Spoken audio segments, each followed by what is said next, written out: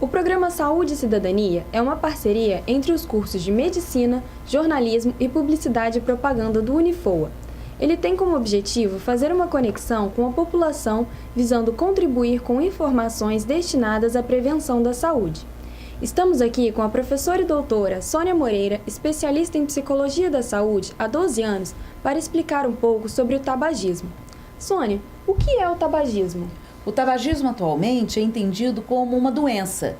Isso porque percebeu-se que ao longo do tempo, a nicotina, que é uma das substâncias que compõe a formação do cigarro, causa no seu usuário uma repetição de comportamento, fazendo com que ele sempre vá buscar novamente aquela sensação de prazer que ele obteve quando utilizou a nicotina através do cigarro. Hoje, nós temos no Código de Identificação de Doenças, o CID-10, que é uma versão bastante atualizada de identificação mesmo dos tipos de adoecimento, o tabagismo, já previsto como uma referência, aonde ele causa, então, outras doenças nesses usuários, os quais serão vítimas de comorbidades, ou seja, o sujeito fuma e ele aparece com uma pneumonia, e ele aparece depois com enfisema, e ele aparece com um câncer. Então, algumas dessas doenças provocadas pelo uso do tabaco e dos seus derivados já são previstas nesse Código de Identificação de Doenças. Hoje em dia, o governo vem trazendo para mais próximo das comunidades e das equipes de saúde possibilidades de tratamento, uma vez que é reconhecida já reconhecido o tabagismo enquanto doença. Se ele é uma doença e se 80% das pessoas que fumam não conseguem abandonar o uso do cigarro sozinhos, então existem os tratamentos que são oferecidos para que essas pessoas possam se utilizar deles. E quais que são essas doenças que a pessoa fumante está mais propensa a desenvolver? Isso. Existe um número muito vasto de doenças que podem acometer os tabagistas. E o nosso corpo como um todo, todos os nossos sistemas, podem ser alvos de doenças em decorrências do uso do tabaco. As doenças cardiorrespiratórias também estão, assim, em grande destaque nesse momento. Os infartos, os enfisemas, também as doenças neurológicas, ou seja, o andamento do cérebro, como isquemias, os acidentes vasculares cerebrais, doenças também relacionadas à circulação. Você vê esses pacientes que têm amputações, né? E eles conseguem chegar a um momento da vida que amputam e ainda continuam fumando. Ou seja, os vários tipos de câncer que aparecem em decorrência do uso do cigarro e que são comprovadamente 80% dos casos de câncer são tabagistas, e isso é um número bastante significativo e assustador. Quais os tipos de câncer que as pessoas fumantes têm mais propensão a desenvolver? Geralmente, um câncer de pulmão é um campeão de audiência aí dentro dos tabagistas. Em 100 casos de câncer de pulmão, 80 deles são tabagistas. Isso são dados disponibilizados pelo INCA. Outros cânceres também acontecem, que são os de cabeça e pescoço. Então, nós temos o de cabeça, cérebro, pescoço, laringe, faringe, boca, língua, ou seja, toda a região onde nós temos um contato direto com o cigarro. E outros, como bexiga e outros ainda de pele, e que vão se desenvolvendo, às vezes, ao longo de uma vida com o uso do cigarro. No próximo bloco, iremos falar sobre os outros riscos que o fumante corre.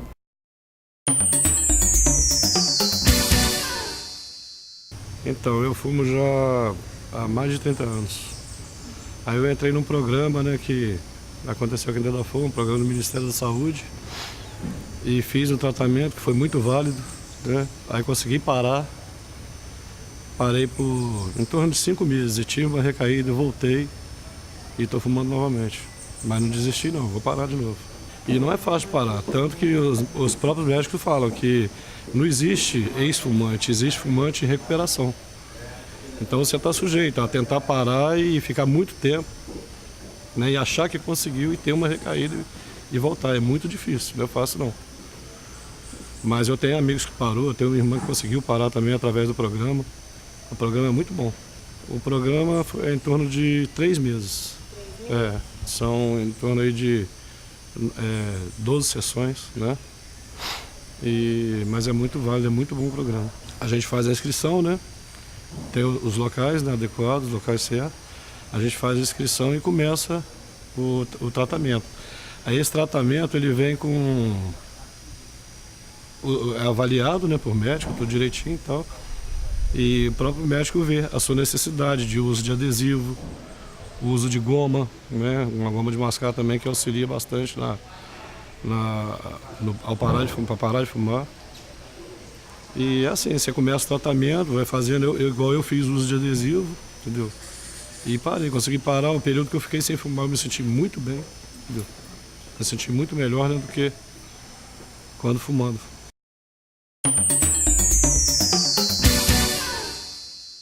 Estamos de volta com a doutora Sônia Moreira para falar sobre o tabagismo. O fumante passivo, ele corre o risco de desenvolver doenças também? Sim, o fumante passivo, diferente do que muitos pensam, ele corre 3 vezes mais risco que desenvolver doenças do que o fumante ativo. Parece até um convite a ser fumante ativo e não ser passivo. Mas por quê? De qualquer forma, o fumante passivo ele está inalando diretamente toda a toxicidade das substâncias que o outro fumante, o passivo, coloca no ambiente. Então, ele se torna alvo dessa toxicidade eliminada na fumaça de uma forma muito mais direta que o fumante ativo. E as grávidas, quais seriam os riscos para a gestante e para o feto? Com certeza, a gestante, fumante, tabagista, ela coloca o seu bebê e o seu feto em contato com inúmeras possibilidades de adoecimentos graves, inclusive na formação desse feto, na sua formação neurológica, morfológica. É bastante importante que as gestantes que são fumantes e que são tabagistas tenham acesso com exclusividade e de uma forma prioritária aos tratamentos que são oferecidos pelo Ministério da Saúde. Isso no sentido de fazer não só com que a sua qualidade de saúde e de vida seja resgatada, mas também com que a saúde do seu feto não seja comprometida de uma forma drástica. Professora, o cigarro ele faz mais mal do que o charuto? Não existe nenhum estudo que diga que o cigarro faz mais mal que o charuto ou que o charuto faz mais mal que o cigarro. O que nós sabemos é que todos os instrumentos que são combustíveis e que são utilizados para queima do tabaco e que tenham o tabaco na sua constituição são maléficos, sejam eles quais forem, seja fumo de rolo, seja qualquer um deles. Então, o importante é se saber o seguinte: existe a disponibilidade de fumo, esse fumo com certeza será prejudicial à saúde. No próximo bloco, voltaremos com mais informações e algumas dicas para quem quer parar de fumar.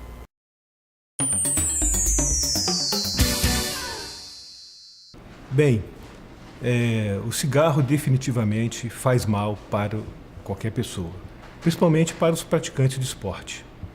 A nicotina e o alcatrão contido no cigarro vão impregnando o pulmão, os pulmões, e esse alcatrão, principalmente o alcatrão, o organismo tem uma grande dificuldade de eliminar essa droga do organismo, do corpo. Então ele vai grudando nos alvéolos.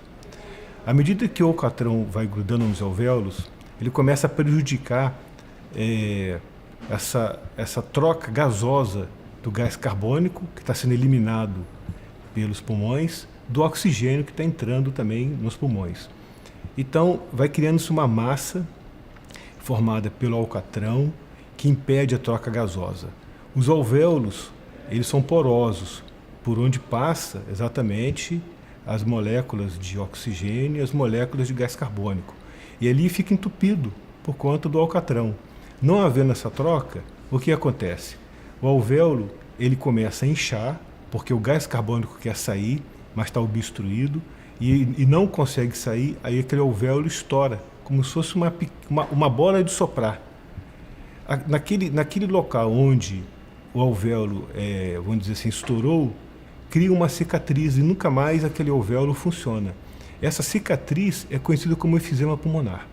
Bem, todos nós sabemos que a atividade física exige bastante oxigenação do sangue, porque nós precisamos de oxigênio para alimentar as células, porque ali é feita toda a questão energética, num processo aeróbico, por exemplo. Então o organismo precisa de oxigênio para produzir energia e fazer o músculo se movimentar. O fumante, ele tem uma capacidade de absorção menor de oxigênio do que qualquer uma outra pessoa que não fuma. Logo, o desempenho físico dele vai ser prejudicado, a resistência vai ser minada e ele não vai conseguir ter um desempenho atlético, uma performance adequada para a prática do esporte. E o que a gente vê é um cansaço imediato. Quer dizer, o fumante, na primeira corrida que ele dá, ele já para sentindo falta de ar.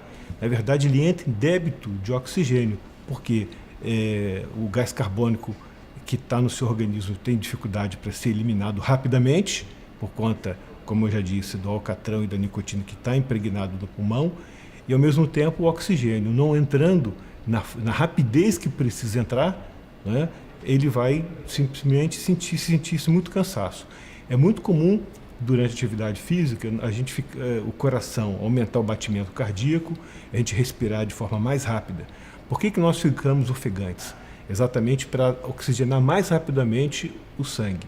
Bom, essa é uma medida que o organismo toma, ela é automática, né? O aceleramento cardíaco, o aumento do batimento e da respiração estão em conjunto. E esse movimento busca rapidamente oxigenar o sangue. Mas definitivamente o pulmão de um fumante ele não tem toda essa capacidade funcional. Por isso que ele sente o cansaço, a pessoa não consegue dar conta e ela para de fazer atividade logo em seguida.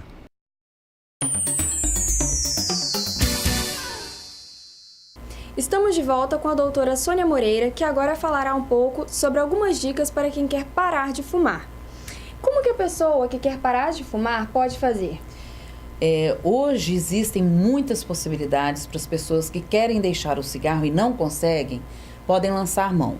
Uma delas é o tratamento disponibilizado pelo Ministério da Saúde, onde a pessoa dentro dessa unidade básica de saúde da família vai ser captada por essa equipe e junto a essa equipe ela vai fazer uma entrevista dando algumas respostas para algumas perguntas que serão feitas, isso para poder identificar qual o grau de dependência de nicotina que essa pessoa tem em relação ao cigarro. Esse grau pode variar de 0 a 10 e para cada grau de dependência existe um plano de tratamento específico que pode variar da terapia de reposição de nicotina, que são adesivos de nicotina de 0, 14, de 7, 14 e 21 miligramas, que são utilizados às vezes em dose dupla ou não, dependendo do grau de dependência dessa pessoa, junto com outras medicações que são previstas pelo Ministério da Saúde, como antidepressivos e etc., para que possa auxiliar essas pessoas no tratamento. Obviamente, existe um preparo também dessa equipe num acolhimento terapêutico, onde esses grupos se reúnem num total de 12 encontros, uma vez por semana durante 3 meses no mínimo, tentando fazer com que a troca de experiência e a convivência entre os membros promova um suporte emocional para que essas pessoas possam conseguir deixar o cigarro. É todo um aparato ou toda uma possibilidade que existe de recursos que pode fazer com que essas pessoas possam parar de fumar. A base do tratamento oferecido é sempre a terapia de cognitivo-comportamental, aonde nós começamos a mudar pensamentos para poder fazer com que essas pessoas mudem comportamentos e atitudes. Então, a partir do momento que elas reformulam uma forma de pensar em relação ao cigarro, elas vão automaticamente reformular uma forma de agir. E para isso, então, existem nesses grupos terapêuticos dicas de terapias cognitivo-comportamental para que elas possam se adaptar à ausência do cigarro. Além disso, é dado a elas a oportunidade de trazer para esses grupos as suas angústias que são provenientes da cessação do tabagismo, que a gente chama de abstinência. Então, nesse momento em que essas pessoas estão começando a deixar o cigarro, ou que elas já deixaram o cigarro, elas passam por momentos de abstinência que, se não são bem conduzidos, ou se não são bem orientados, elas podem voltar a fumar, e aí se perde todo um desejo e uma intenção de parar de fumar. Então, é nesse sentido que os tratamentos podem ajudar essas pessoas. É saber que existe o tratamento e saber que os municípios têm acesso a esses tratamentos gratuitamente e que, por essa forma, também é passado gratuitamente aos usuários, favorece toda aquela pessoa no contexto nacional que deseja parar de fumar. Doutora, quais são os benefícios para a pessoa que quer parar de fumar? Olha, quando essa pessoa pensa em parar de fumar, o grande benefício que ela já está tendo de imediato é a possibilidade de uma vida com mais saúde imediatamente após a parada do último cigarro. Então, o que as pesquisas indicam é que nas primeiras 3 horas, 4 horas sem fumar, essa pessoa já tem normalizado os seus níveis de pressão arterial e batimentos cardíacos. Com a médio e longo prazo, essa pessoa vai experimentando outros benefícios. Isso em termos de saúde física. E isso sem falarmos na questão econômico-financeira. Em termos de saúde, ela vai ao longo de um processo, a cada dia que ela está livre do tabaco, ela vai sentindo no seu dia a dia, na sua disposição, na sua forma de estar no dia a dia, mais cansada ou menos cansada, ela com certeza estará menos cansada, ela vai verificar que os benefícios vão se aproximando. E sobre os danos causados pelo cigarro ao longo do uso, né, dos anos de uso, eles podem ser revertidos quando a pessoa para de fumar? A grande maioria dos malefícios provocados pelo uso do cigarro, graças a Deus, tem uma remissão importante a partir do momento que a pessoa para de fumar. E óbvio que existem adoecimentos que se tornam crônicos e que aí, dependendo da intensidade e do grau de avanço dessa doença, será difícil reverter. Muito obrigada, então, pela sua colaboração, doutora Sônia. Eu que agradeço a todos. A gente agradece. Obrigada. E o nosso programa fica por aqui. Até a próxima.